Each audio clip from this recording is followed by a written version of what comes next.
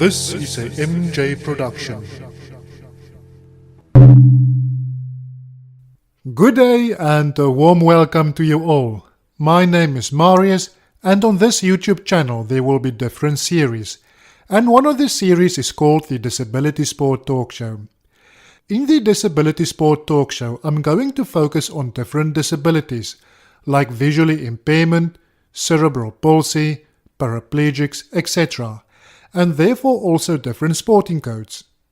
In some episodes, my guest and I will introduce you to a sport, and in other episodes, my guest and I will discuss more technical aspects of a certain sport.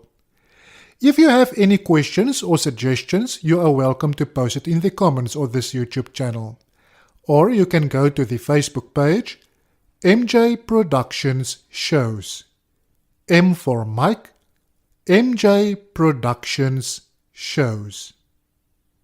It was a day in February 1976, Winnipeg, Manitoba, Canada, where the five gentlemen, Duncan Campbell, Jerry Turwin, Randy Duke, Paul Lejeune and Chris Sargent came together.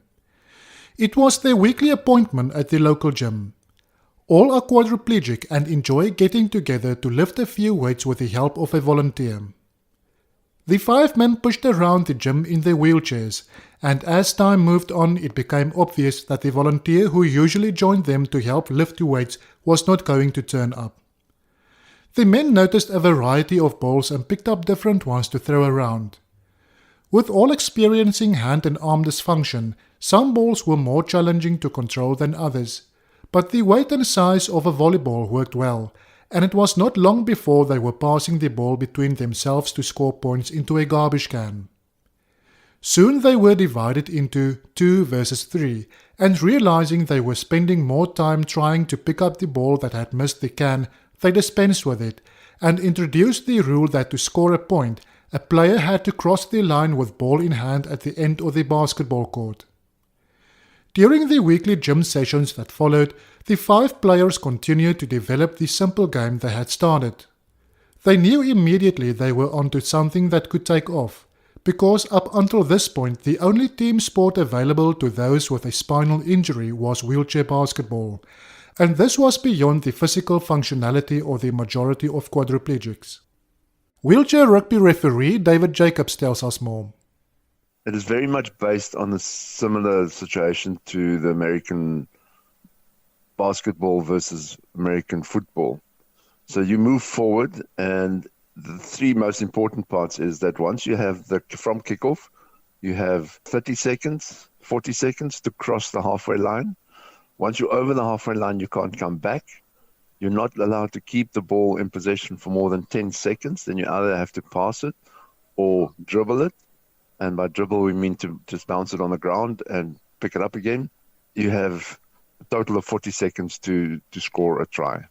May paraplegics also play wheelchair rugby? South Africa has now also moved to five-a-side, where a team can be made up of 5 players instead of 4 as in wheelchair rugby. So five-a-side means that they're now allowed to put or add to the team paraplegics. However, the team that would be selected for a national team to play in a international wheelchair rugby game will always be quadriplegics and the 4-a-side format. Initially, there was no protection for the players, and they initially used ordinary day chairs. The physicality of the sport contributed to players often falling out of the chairs, after which family or volunteers helped to put them back in the chair. The chairs were soon damaged, and people then started to think about how you can protect the player and chair in a do-it-yourself way. The chair's wheels, in particular, are the most quickly damaged. Players began to strap their legs into the chairs, although all other strapping was prohibited. The physicality of the game was soon to become its most distinctive characteristic, giving rise to its original name of murder ball. In the early 1980s, the name was changed to wheelchair rugby. In the USA, it is also referred to as quad rugby. According to the rulebook, and I quote from the rulebook, each team shall have a maximum of 12 players. No more than 4 players from each team may be on the court at one time. Wheelchair rugby is played in 4 periods of 8 minutes. There is a 2-minute or 3-minute interval at the end of the first and third period. There is a 5-minute or 10-minute interval at the end of the second period. So it depends on the organizers. There's a lot of stoppages. There's stoppages that players ask for when there's equipment failures. There's stoppages that the coaches could ask for, and there's stoppages that the referees might call for to settle a dispute. So there's a lot of stoppages. The game might take up to 2 hours. We've seen games in South Africa in finals that teams are very competitive, and the game can take up to 2 hours to finish. And we also don't have a male or a female team. We play together. The benefit of having a female in your team is that you get an extra half a point on the classification where a female is part of the team. Can you give us more info about the point system? To level the playing field, your classification per player is determined on his ability or her ability. And there's never allowed to be more than 8 points on a court. So your worst or your lowest ranking is a half a point, and your highest ranking is a 3.5 point. So if you have a 3.5 pointer on the team, you can't have too many 2-pointers on there because you cannot exceed 8 points at any given time on the court. You may take a player off if you have 2 3-pointers. So then you can only play with 3 people, but you're never allowed to exceed 8 points in classification on the court at any time. The classification is that there must be that the disability is in all 4 limbs. And your most sought after player would be a 2-pointer. In other words, he's pretty agile and can move and can pass and can use his arms to a certain degree to pass far or accurate. So it's all about the point system. A 3-pointer and some of our 3.5 pointers are actually walking quads. So, and your polio players often qualify up to a 3-pointer or a 2.5 pointer. So it all depends on how the individual is classified. So it's similar to the other classifications in other sports, but it's just a half pointer to a 3.5 pointer. So the big differentiation is hand function. So depending on the break in your spine or the severity of the injury, it all boils down to hand function. If you are able to touch your fingers with your thumb, if your thumb were to touch all 4 of your fingers, then your hand ability is too good for rugby, and you would be classified out, and then probably have to join basketball.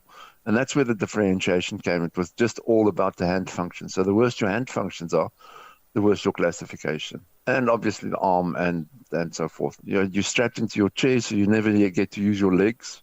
And then it's all about just your hand function that really differentiates between the classified level. In able-bodied rugby, there can be serious injuries. What is the situation in wheelchair rugby?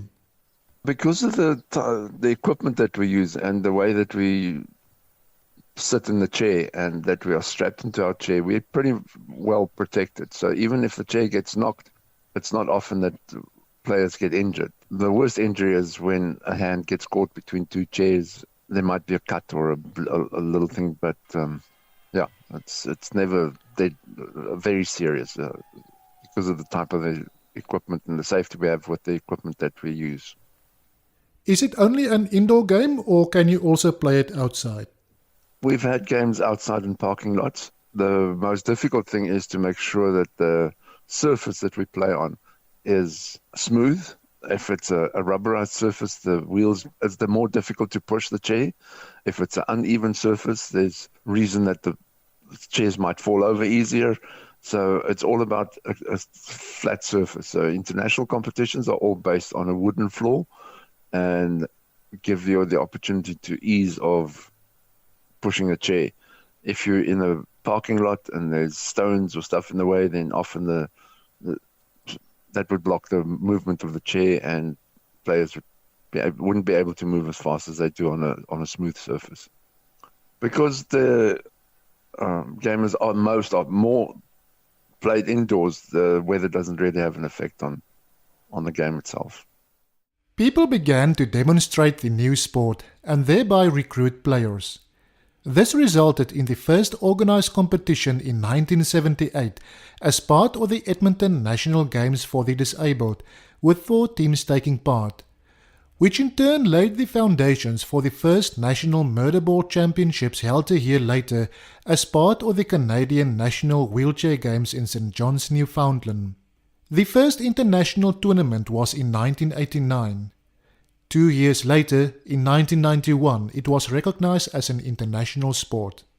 It was not until 1996 that wheelchair rugby was allowed for the first time at the Paralympic Games as a demonstration sport. At the end of the Games, during the International Paralympic Committee's press conference, Hans Lindström, chairman of the International Paralympic Committee, announced that wheelchair rugby had received medal sport status for the Sydney 2000 Paralympic Games. The USA, Australia, New Zealand, Canada, Sweden, Great Britain, Germany and Switzerland all qualified for the tournament. So the ball is very similar to a volleyball. We often do use a volleyball, and it's easier to deal with a round ball. It's not as big as a basketball, and it's handleable. So it's the same size as the volleyball ball. Just for interest sake, every time you do get to cross the line, the rule to cross the line, you have to be in possession of the ball, and you have to get 2 of your 4 wheels, 2 of the 6 wheels of the chair over the goal line to score 1 point. The players are all gloved up, which is a challenge in itself to get a glove onto a hand that's not quite functionable, and it's strapped in and tied up, and a lot of other straps are used also for protection. So there's a lot of protection on their hands and elbows, and they're well strapped into the chair, so they are quite safe. What is the difference in the chair that people use in their day-to-day life and the rugby chair? The most visible point of the chair is that the wheels are cambered so that the stability of the chair is not top heavy. And the chair itself is like a little roll cage that you build into a sports car to prevent the driver of the car to get injured. So the chair is a little roll cage and has quite a round, about a meter circumference in the entire circumvent of the chair. So the chair takes up about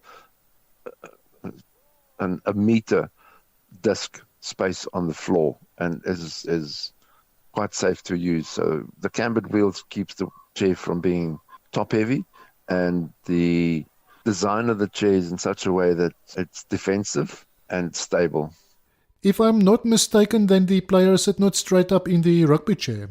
Their feet are tucked in so that their toes don't get caught when there's a bump or a tackle.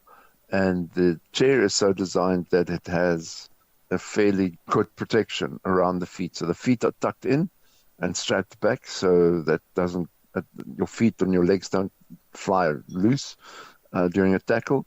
And the rest of it is open body. There's also no grabbing allowed. You can't hold onto a player. So it's all about using the equipment to defend. And your chairs, you have 2 different designs in the chairs, a defensive chair and an offensive chair.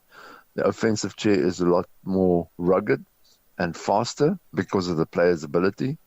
And your offensive chair has got a bracket to the front of it that can help you to hold back another chair. So it's all about the equipment and how to use the equipment to its optimum benefit for the game.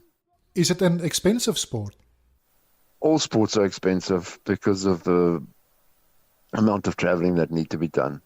But on top of that, the wheelchair could range from as little as 35,000 Rand to about 80,000 Rand. And some of the chairs that are imported specifically for a player, because the player has a different movement in these chairs. The chairs are always or often designed specifically for a player. Those chairs could be up to 150,000 Rand once it's designed specifically for your body and your posture. Yeah, and for quadriplegics, if the team travel, it is really not so easy to travel. The bus that you use to help the players in the bus on aircraft, it is really challenging to travel.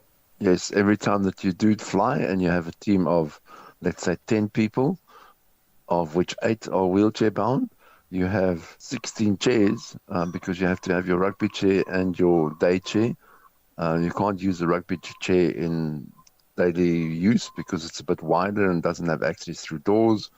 So you have your normal day chair that you have whilst traveling, and you have to take your rugby chair with you. So it's always difficult, and airlines are not renowned for looking after equipment like that. So often you arrive at a game and your rugby chair has now been damaged in the travel and in the hold of a cargo or on a trailer or something. So yeah, it is a challenge to travel with extra equipment to matches and to tournaments.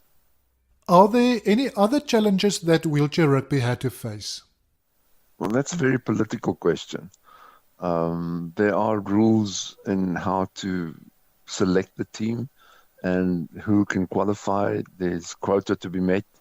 So that's one of the biggest challenges. You've got some good athletes, and then they don't quite qualify because they didn't make quota and so forth. So there's the political issues around team selection. That is a challenge. And then, yeah, your ability to train and be fit, like any other sport, you have to be committed and dedicated to the sport and the training. So it's a challenge to get to training, to stay fit, to work hard, to work out. When you're disabled, it's even difficult just to get to transport, driving a car, whatever you want to do. And then to have to train to get fit and strong, it takes a lot of dedication. And I assume that money is also one of the big challenges. Well, being disabled means that you're not earning top dollar. If you're working, it's even more difficult. But yeah, money is always an issue, and financial support is not forthcoming on a regular basis to disability sport because it doesn't have the viewership that other sports have. And sponsorships are more difficult because it's a small audience and a small group of players. It's by the nature of the sport, it limits to numbers. There are a lot more paraplegics than there are quadriplegics, and hence the reason that wheelchair rugby tends to be a lesser of the exposed sports or sporting events. And I want to add on that media coverage. We try as much as we can to get something done, and there's interest. But yes, because it's a smaller group and it's lesser sport, does not often attain a lot of publicity. In able-bodied rugby, we have scrums, lineouts, drop goals, etc. How does it work in wheelchair rugby? Because there's 4 players on the field, you have your line-out. It's a similar situation. There are no scrums. We try to avoid cluster and try to open the game. Once the game is clustered and chairs are all jammed up into a group, often within the 10-second rule, time is called, and then open up the game. So the scrumming is not something that happens too often, or clustering, but the lineouts work on the same basis where whoever gets the ball out, the other team gets to throw the ball in. So if the ball crosses the sideline, it is the team who put the ball back in play, not the official. Yes, no, the team player goes off the field and stands on the outside of the court or the line, and then picks a player to pass to, but it can go forward or backwards. It's not important. It's like in soccer, when you throw the ball back in, it's the same principle applies. In able-bodied rugby, you can score with a try, conversion, drop goal, and penalty. So in wheelchair rugby, the only way to score is with a try. There's no other way to score points. Only 1 point per time that you cross the line. And as I said earlier, on 2 of the 6 wheels, need to be over the line. Sometimes, and it doesn't matter if it's a 2 back wheels, or 2 side wheels, or a front wheel and a back wheel. I mean, a front wheel and a side wheel, or a back wheel and a side wheel. But 2 of the 6 wheels needs to be over the line, and the player needs to be in possession of the ball. And then every time you score, and it's only 1 point. There's no better, easier way to score other than have the ball and cross the line. Are there any penalties? Yellow cards, red cards? Yeah. And so there is a yellow card, and you get sent off the field for 2 minutes, and you stay off the field for the entire time unless the opposition scores. Once the opposition scores, you can go back onto the field. How common is the game amongst female players? In South Africa, we don't have enough female quadriplegics to make up teams or leagues, so the ladies are allowed to play with the men, and it makes quite interesting dynamics to have a lady on the field, because sometimes she's targeted by the opposition, and sometimes she's just a little bit quick. And on international level? Same thing applies. There are some teams that are ladies only in England and in the USA, but internationally, when we get to the World Cup or the Paralympics, there's not enough female players to qualify as a team on their own or a league for them, so they get to play with a mixed male-female team. How often are there international events? There would be your qualifying for the Paralympics, so it's not a test. We have tournaments in the past where countries travel to South Africa, or South Africa travels to countries to play internationally, but that's all built around qualifying for the Paralympics, and not that often because of the cost of travel. In Europe, you have a lot more club level that becomes international, make the international side. So France and Germany would qualify to play, or Italy and the UK, they would select a team, and they would put a small tournament together for 2 or 3 international players, teams. And then that would happen. But because of our distance to travel, we haven't had an international tournament in 15 years. Worldwide, are there any professional rugby players? Not that I'm aware of. I don't think that's an opportunity yet. Most of the people are club orientated and try and raise funds through their clubs. There's a lot more clubs in Europe and in England, but there's also a lot more support and development for places, accessibility. That type of stuff plays a big role in Europe, where people can actually get around. The transport is built with consideration for people in wheelchairs. So your disability accessibility is a lot better in Europe and in the UK, even in the USA, than it is in South Africa. So it makes things a little bit easier for people to be able to get to a club level before they get to national level. And how many officials do you need during a game? A minimum of 2 referees. So you have a referee on the other side of the field, linesman. You have 1 referee on the field, 2 on either side of the field, and then at least 2 officials at the scoreboard. So there's a minimum of 5 officials required at any given time at every match. From a referee's perspective, what about wheelchair rugby makes it special for you? It's rugby on a basketball court, played with soccer and gridiron rules. So it's a very different type of sport. Referees often spend a lot of time and can travel quite a lot up and down the field. So, it's like any other referee. They're part of the game, but they're not in the game. They never get to touch the ball in match. So referees are active and sometimes need to get out of the way before the wheelchairs drive into them. So it's exciting. It's nice to be a referee. We had a challenge one day where we put the South African Sevens rugby team into the wheelchairs, and we played against them. And when we were finished, Werner Kok said to me, "Wim, That's like playing rugby in bumper cars. So it's amazing how fast and how big this is. And scores have been in the past up to 50 aside, 50, 51, 53 has been our last national tournament final score between the Gauteng Lions and the Blue Bulls. So if you were to look at netball, it would have the same, or basketball, it would have the same ability. Once the game is open and the team gets to be able to pass the ball, it's about possession. Whilst you've got possession, you have control and you can score. So it's a matter of getting hold of the ball and clinging to the ball. So if you kick off and you have the ball in possession, you have the opportunity to score. And that often happens when the games, especially when the games open up and the teams don't cluster, then it's high speed and you need to score within 40 seconds of kickoff. So you need to move. The game is very fast. The physical appearance of a player often impacts on the intimidation of that player.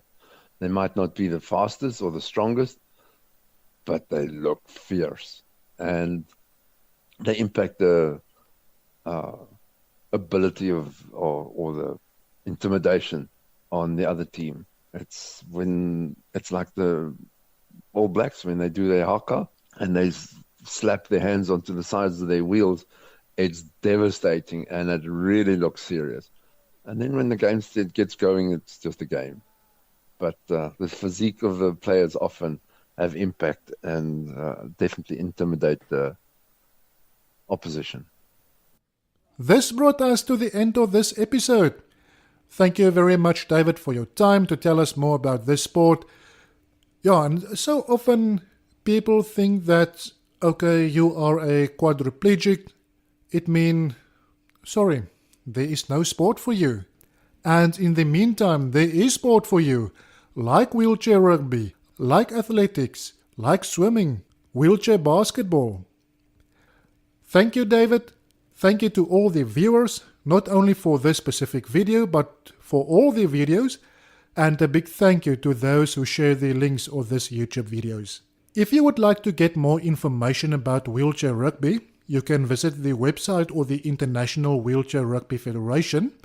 And on the website you can find contact details, news, the rulebook, the world ranking list, etc. So you can visit the website at www.worldwheelchair.rugby. www.worldwheelchair.rugby. Till next time, goodbye and stay safe. This was a MJ production.